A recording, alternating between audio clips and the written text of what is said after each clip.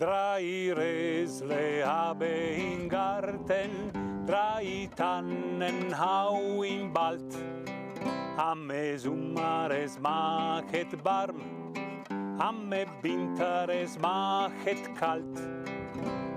Spin dirle, ich hoffe der neues Rädele, niet batar, ich spinne net. Drei Resle habe in Garten, drei Tannen hau im Wald. Amme Summares machet warm, amme Winteres machet kalt. Benvenuti, oggi con Borghi d'Italia vi portiamo alla scoperta della bellissima città di Asiago in provincia di Vicenza. Il comune si trova a 1001 metri sul livello del mare e conta circa 6.500 abitanti. Asiago è il principale centro dell'altopiano dei 7 comuni. Nel corso del programma rivivremo le fasi salienti dell'antica tradizione della rogazione. Iniziamo il nostro itinerario con il sindaco Roberto Rigoni Stern. Spin dirle, ich hoffe der neues Rädele, niet batar, ich spinne net. Spin dirle, ich hoffe der neues Gabentle, niet batar, ich spinne net. Spin dirle, ich bin der neues Pullerle, ja batar, ich spinne noch. Benvenuti ad Asiago, per noi è un motivo di grande soddisfazione poter presentare la nostra terra, che è una terra che raccoglie in sé una grande storia, una storia di autonomia, l'autonomia di 7 comuni che formavano assieme questa reggenza, la reggenza di 7 comuni, che era una magnifica comunità formata da più persone che avevano un modello di democrazia ancora all'avanguardia rispetto agli anni di cui si parlava dell'autonomia di 7 comuni. Noi abbiamo vissuto per oltre 600 anni un'autonomia che era conferita dalla Repubblica Serenissima attraverso un patto di dedizione, poiché la nostra terra proteggeva i confini rispetto all'Austria. Abbiamo rappresentato un modello di unitarietà, di democrazia che è stato utilizzato, che è stato mutuato da alcune realtà, quali ad esempio la Federazione Svizzera, che ci ha dato la possibilità di rappresentare quindi un modello di riferimento proprio anche per questo tipo di federazione, che era la Federazione di 7 comuni, che godeva di particolari diritti, di autonomie che erano conferite appunto dall'appartenenza ad una nazione più ampia che era la Repubblica Serenissima.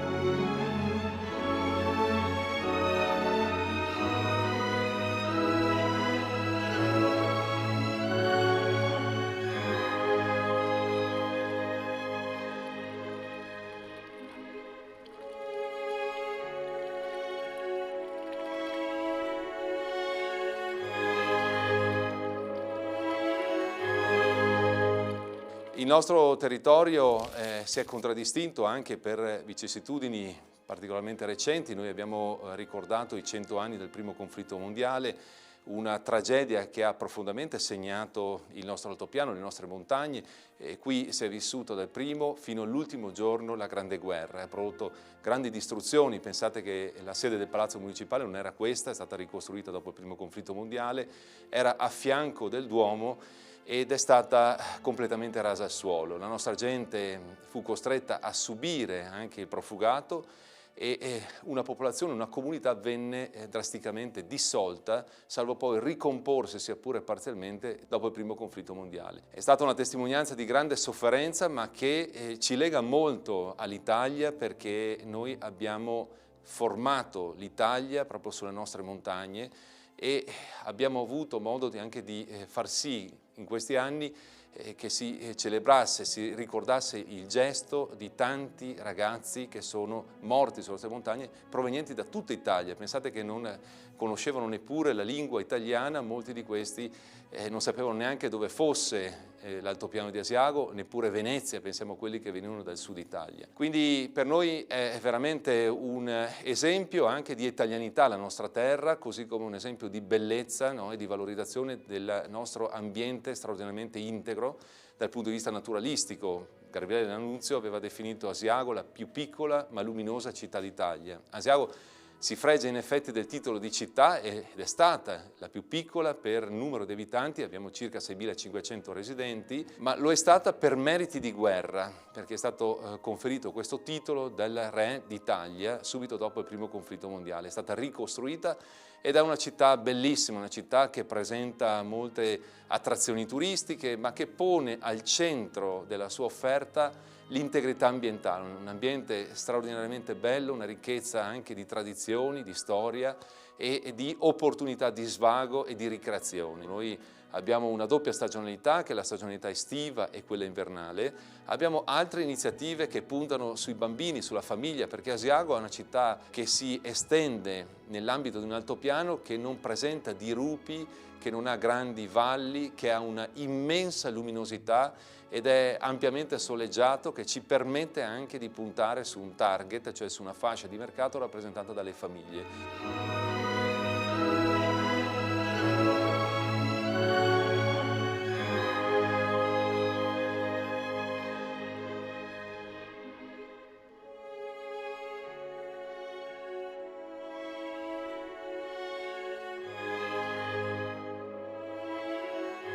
Abbiamo un comprensorio sciistico dove lavorano 100 maestri di sci che sono proprio specializzati per la didattica dei bambini. Credo che queste siano le caratteristiche più belle, più significative di un territorio che ogni anno sa aggiornarsi, sa offrire centinaia e centinaia di manifestazioni culturali, turistiche, sportive, sa intrattenere i giovani e che si sta aprendo anche ai mercati esteri con iniziative di promozione verso i mercati che vogliono rivolgersi anche al nostro Paese con una particolare attenzione proprio in relazione alla integrità ambientale, che è elemento centrale di un'offerta straordinariamente unica ed incomparabile.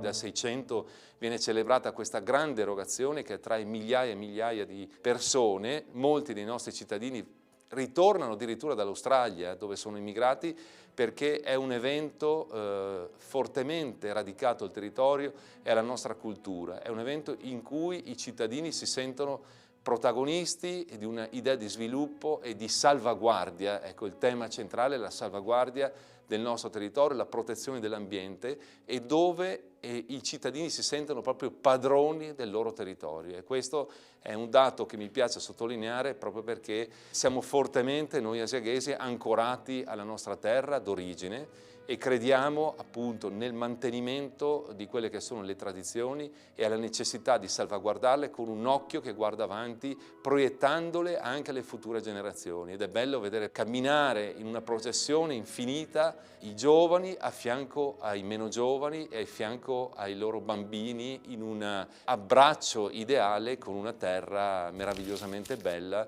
che abbiamo noi il dovere morale di trasmettere alle prossime generazioni. È bella la nostra locazione.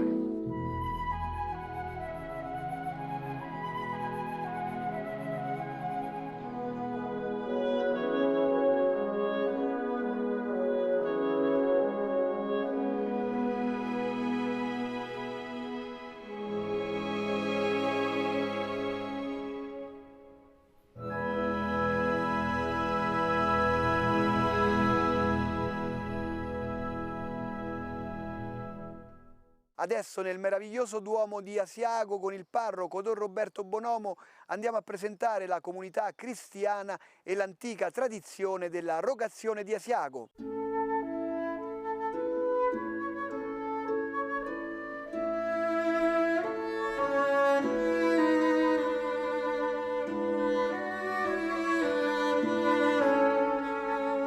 Raccontare la storia della mia chiesa e anche della mia comunità mi fa molto onore. Innanzitutto, ecco, noi qui ci troviamo nel Duomo di Asiago, che è dedicato all'Apostolo Evangelista San Matteo. Lo possiamo vedere sull'abside in fondo alla chiesa. Sotto c'è una importantissima pala di Jacopo da Ponte il Vecchio, dove è raffigurata Maria con il bambino in braccio, la Madonna del Rosario, e proprio ai suoi fianchi c'è da una parte San Giovanni e dall'altra ancora San Matteo. Questa chiesa, in queste dimensioni, è stata costruita tra il 1840 e il 1870. Però poi naturalmente con la guerra è stata totalmente distrutta. Però è stata ricostruita come era prima. Naturalmente prima non aveva gli affreschi che potete vedere adesso. Tutti gli affreschi sono opera del Mattielli. Con la distruzione della guerra anche la statua della Madonna era stata completamente distrutta. Però trovarono sotto le macerie la sua testa, la fotografarono così che la riprodussero uguale a come era prima.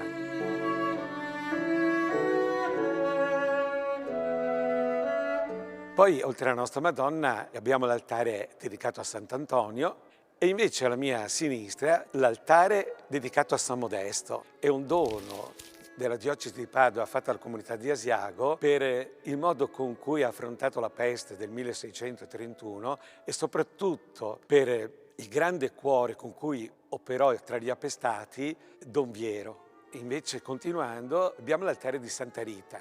C'è una grande devozione naturalmente alla Beata Giovanna, nata ad Asiago nel 1606 e morta nel 1670, quindi anche lei vissuta un po' all'epoca anche della peste.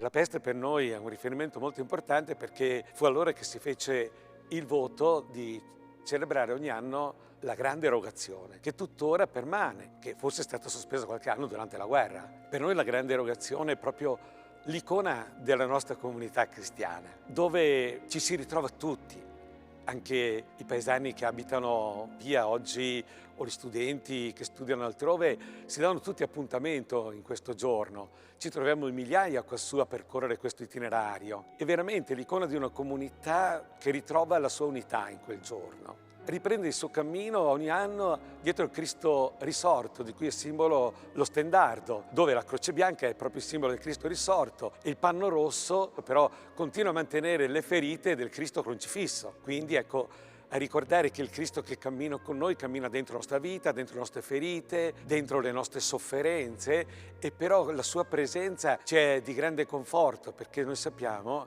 che il nostro Redentore, ecco, ci guida verso la pienezza della vita. Ecco la grande erogazione, che è un percorso di oltre 30 km, che parte alle 6 del mattino dal Duomo e ritorna al Duomo alle 19 della sera. Conosce delle tappe molto importanti. La prima è Lazzaretto, proprio dove sono stati raccolti nel 1631 gli appestati, e qui si celebra l'Eucaristia. Poi ci si ritrova tutti seduti nel grande prato a fare colazione insieme, e dove c'è anche lo scambio delle uova colorate date dalle ragazze ai ragazzi, segno di fecondità. Si cammina tutto il giorno sempre non smettendo mai di cantare le litanie dei santi, e noi ci sentiamo in comunione tra noi, ci sentiamo in comunione con il Signore, ma ci sentiamo in comunione con la natura che ci circonda, tanto che chiamiamo anche la nostra grande erogazione il Giro del Mondo.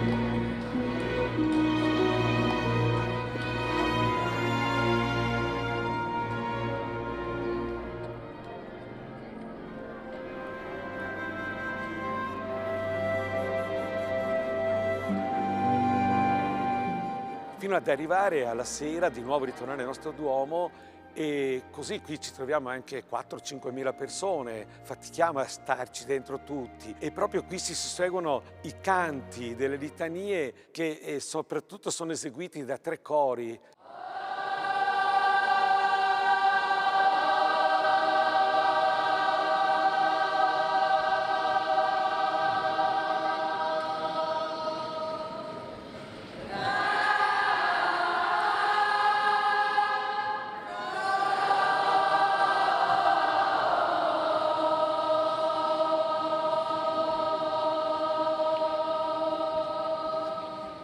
E si conclude con la solenne benedizione, no? Questa grandissima pagina di Vangelo. E noi diciamo ogni anno che questa icona è anche un'icona di storia sacra e ogni anno noi siamo chiamati a scrivere una nuova pagina di questa storia.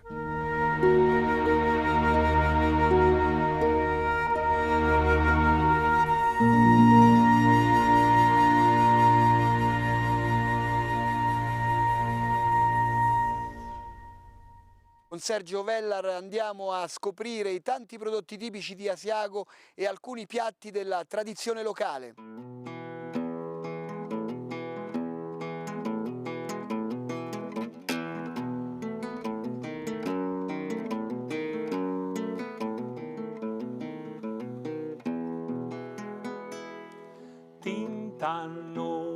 Tintannona, Leuten Glocken Bommeroan, Bubenhalle aufgestand, Bubenhalle aufgestand.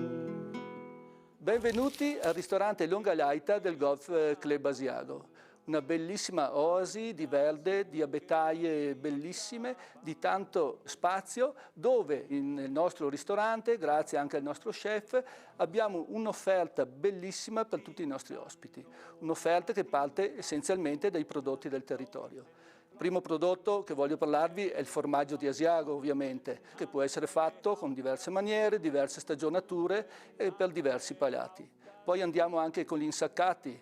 Possiamo avere la famosa soppressa vicentina, il salame, ma anche la carne secca, lo speck di Asiago. Tutto questo può essere accompagnato anche con dei prodotti in vaso, che possono essere degli agrodolci, raccolti nei nostri orti e poi messi sott'olio, oppure possiamo arrivare anche dei bellissimi fine pasto. Classico da noi è la torta ortigara, famosissima da sempre della pasticceria Carli, da cui possono venire accompagnate anche delle confetture.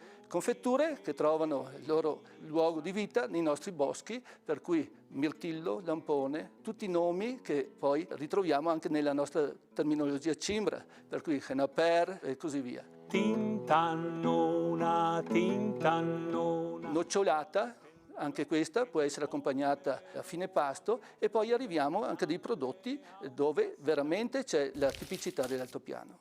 Il primo prodotto è un formaggio a pasta molle, la famosa tosella. Viene fatta fritta in padella col burro, viene accompagnata con le erbette di stagione, kraut in cimbro vuol dire erba, Mehlkraut, erba con la farina, e con la polenta. Questo è il piatto più tipico che noi possiamo offrire all'interno del nostro ristorante, perché cerchiamo sempre di dare quel gusto in più per i nostri ospiti.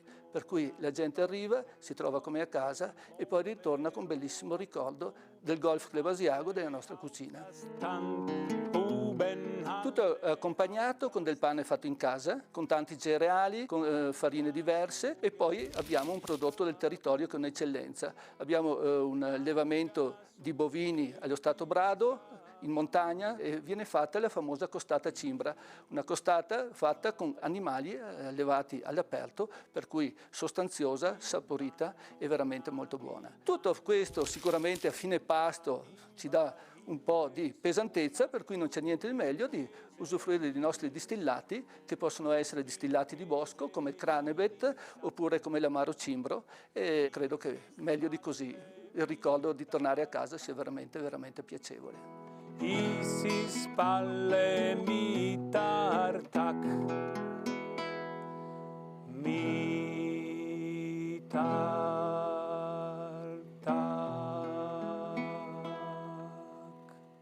Le montagne che incorniciano lo sfondo di Asiago nel bene e nel male sono state sempre protagoniste della storia dell'altopiano. Andiamo a saperne di più con Luca Trevisan dell'Accademia Olimpica di Vicenza.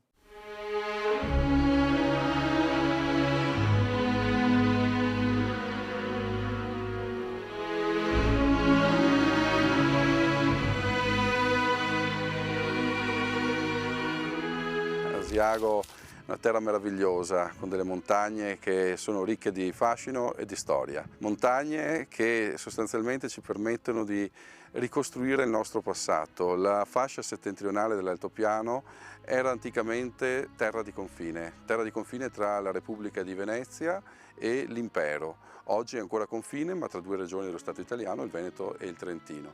Proprio il fatto di essere una zona di confine ha permesso di ricostruire una serie di vicende che hanno messo a confronto popolazioni diverse, le popolazioni che abitavano nella Valsugana e le popolazioni che invece risiedevano qui sull'Altopiano. Questo incontro ha provocato anche chiaramente degli scontri. Su quel confine si sono combattute battaglie, si sono consumati litigi, sino ad arrivare alla guerra che tutti conosciamo, proprio su queste montagne, come dire, un teatro sanguinoso. L'Ortigara, ad esempio, è la montagna che tutti noi ricordiamo come appunto teatro di una carneficina nel giugno del 17, quando per l'appunto gli alpini cercano di riconquistare quella montagna che oggi è diventata una montagna simbolo, cercano di riconquistarla dopo che era stata occupata dall'esercito austro-ungarico. Su quella montagna, la cosa incredibile, i litigi, anche se chiaramente di tutt'altra natura, iniziano molto tempo prima, nel 1766. Si comincia a discutere su chi sia il reale proprietario di quella montagna. Da un lato i veneti pretendono che il confine passi nell'orlo della montagna dove quell'orlo strapiomba giù in Valsugana, sulla base di una convenzione del 1535, e invece i trentini pretendono che il confine passi più a sud, perché quella convenzione del 1535 diceva che il confine in realtà passerà nel punto più alto della montagna, dove poi questa inizia a strapiombare verso la valle. E quindi nasce una zona di discrepanza, di sovrapposizioni, di fraintendimenti. Una commissione del 1905 cercherà di dipanare la questione, di chiarire dove sia il reale confine, ma non si riesce a venire a capo della questione, tant'è vero che quella commissione del 1905, l'ultima commissione pacifica, stabilirà che l'Ortigara è da intendersi zona neutra. Da questo punto di vista fa rabbrividire pensare che pochi anni più tardi, quando scoppia la guerra, la battaglia più cruenta, più sanguinosa che viene combattuta su quella montagna è esattamente una battaglia combattuta su una montagna che è dichiarata zona neutra, in quanto brulla, sterile e sassosa, come aveva dichiarato ancora alla fine del Cinquecento Francesco Caldogno, il provveditore ai confini di parte veneta.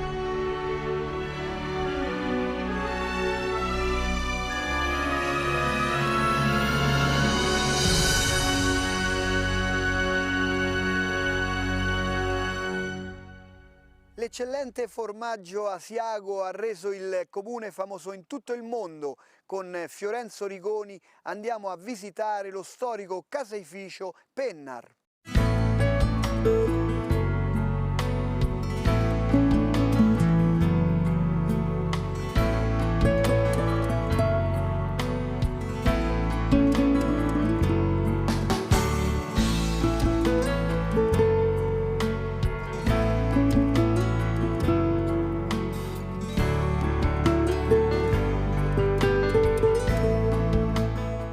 Benvenuti all'interno del magazzino di affinatura dei formaggi Asiago. Qui siamo in contrada Pennar di Asiago, a 1100 metri di altitudine. Affiniamo questi prodotti in un magazzino che è sito proprio nel sottosuolo. Questo tipo di affinatura si fa da tempo immemorabile. L'Altopiano di Asiago ha dato proprio i natali a questo meraviglioso formaggio, diviso in due categorie completamente diverse. Si fa il formaggio Asiago fresco, l'altro tipo di formaggio è questo qui che stiamo vedendo, è l'Asiago stagionato, che può essere mezzano, vecchio o stravecchio. È fatto con un latte parzialmente scremato, è in questo magazzino rivoltato a mano. Ricordo che il formaggio Asiago è un prodotto DOP, è attualmente uno dei formaggi più imitati al mondo.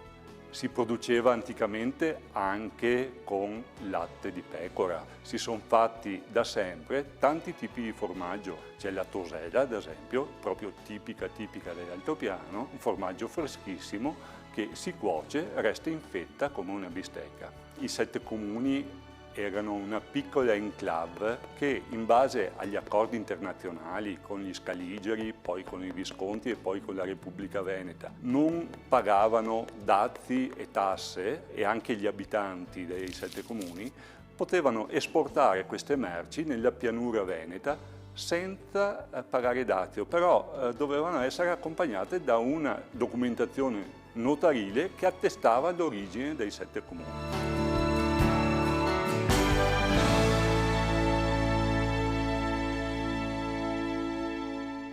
Con Sergio Bonato andiamo a conoscere la cultura cimbra che fin dall'antichità caratterizza l'altopiano dei 7 comuni. Au in de perge, sainta gute loite, ed ele zimbar, ganamet noch heute, prägten Tansunga an altes gaprecht, beißt in de Beltbor am Bralbol Gazek, beißt in de Beltbor an Bralbol Gazek. Siamo nel cuore dei 7 comuni, i 7 alte Kommune Brüder Liebe, i 7 antichi comuni fratelli cari, che hanno conservato fino ai giorni nostri un'antica lingua di origine germanica, arrivata intorno a 1000 anni fa e poi nei secoli seguenti dalle regioni del nord Europa. Sono venuti in Italia attraverso le valli, le montagne, si sono arroccati su queste montagne per vivere, per avere terra e sole per vivere, lavorare. E qui nell'isolamento hanno conservato questa tradizione, questa lingua, questa civiltà che è ancora conservata ai giorni nostri. Noi vorremmo conservarla, non tanto per coltivare una gloria patria, ma per coltivare un valore importante non solo per la nostra vita e la nostra storia, ma anche per il Veneto, per l'Italia. Siamo mescolanza di dialoghi, di incontri, di civiltà, di lingue diverse. Il nostro altipiano è stato questo nella sua storia e adesso con il turismo vuole essere questo, un'esperienza di dialogo e di amicizia. Come canta una bellissima canzone che il nostro Pierangelo canta anche per voi, e quando dice Grüße dich, Brömada, Eil an de Bell, vieni ospite, vieni se vuoi, Keranten Hoam, du Bolaibest Anxel, tornando a casa tu resti un nostro amico. Ecco, questo richiamo di amicizia da questo altipiano tormentato da tante fatiche, da tante sofferenze e da tante guerre, questo invito all'amicizia è un bel ricordo che ci lascia. Bene a noia, seist et in de Tüar, halta bar herte, un siga bar biar, halta bar herte, un siga bar biar. Asiago vi aspetta con la sua natura incontaminata e con le sue tante eccellenze. Per rivedere tutte le puntate di Borghi d'Italia potete consultare il nostro sito. Buone passeggiate ad Asiago, centro principale dell'altopiano dei 7 comuni. Ciao!